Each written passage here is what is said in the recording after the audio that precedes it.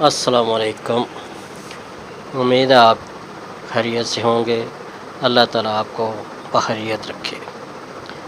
آج کا موضوع میرا ہے کرونا کرونا کرونا۔ کچھ لوگ تو اسے حقیقت مانتے ہیں اور کچھ لوگ کہتے ہیں یہ ایک ڈرامہ ہے۔ اب اللہ ہی جانے یہ کیا ہے کیا نہیں ہے۔ ہم تو جو دیکھ رہے ہیں اس میں یہ کرونا ایک بہت ظالم اور موذی وبا ہے۔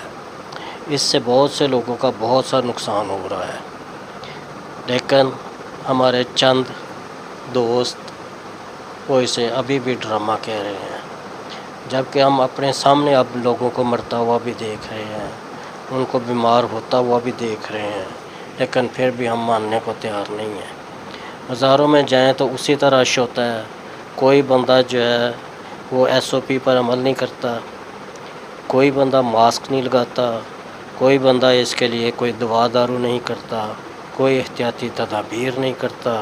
بازاروں میں بھی اسی طرح ہے۔ اور اس کے بعد جو ہمارا ٹریفک کا نظام ہے، اگر ہم گاڑی میں بیٹھے ہیں تو اس میں اسی طرح وہ دھکم پیل ہوتی ہے، اسی طرح ان کو ہم جو ہمارے کنڈکٹر ڈرائیورز ہیں انہوں نے سواریوں کو اسی طرح بھرا ہوتا ہے۔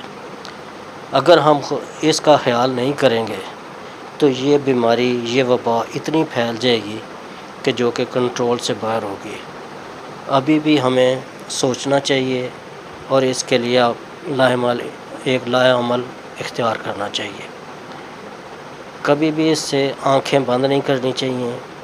یہ ایک وبا ہے، بہت موذی وبا ہے اور یہ بہت نقصان دہ ہے۔ میرا ایک دوست ہے بہت ہی قریبی، میں نے اس سے بات کی تو اسے بھی یہی مسئلہ تھا۔ تو اس نے کہا کہ مجھے پہلے تھوڑا سا بخار ہوا ہے، بخار کی میں نے دوائی لی، دوائی سے آرام آیا، بخار اتر گیا۔ دوسرے دن پھر اسی طرح، یہ کہ جب میں دوائی چھوڑتا تھا ساتھ ہی مجھے پھر وہی علامات شروع ہو جاتی تھی۔ پھر میں نے یہ چیک اپ کروایا، اپنا کرونا کا ٹیسٹ کروایا، باقاعدہ جو ہے وہ چغتائی لیب والے آئے، انہوں نے میرا ٹیسٹ لیا اور وہ میرا اور میری بیوی کا پازیٹیو نکلا، جبکہ بچوں کا دونوں کا نیگیٹو تھا۔ اس کے بعد وہ کہتا ہے کہ ہم دونوں میاں بیوی جو ہے وہ علیحدہ علیحدہ کمرے میں چلے گئے اور بچے جو ہے علیحدہ۔ اب وہ کہتا ہے کہ میں نے باقاعدہ اس کا مکمل طور پہ علاج بھی کیا اور دوسروں کو اس سے پرے بھی رکھا، اور اب اللہ کا کرم ہے کہ میں بالکل ٹھیک ہوں۔ میرا ٹیسٹ جو ہے وہ اب چیک کرایا وہ نیگیٹو آیا ہے۔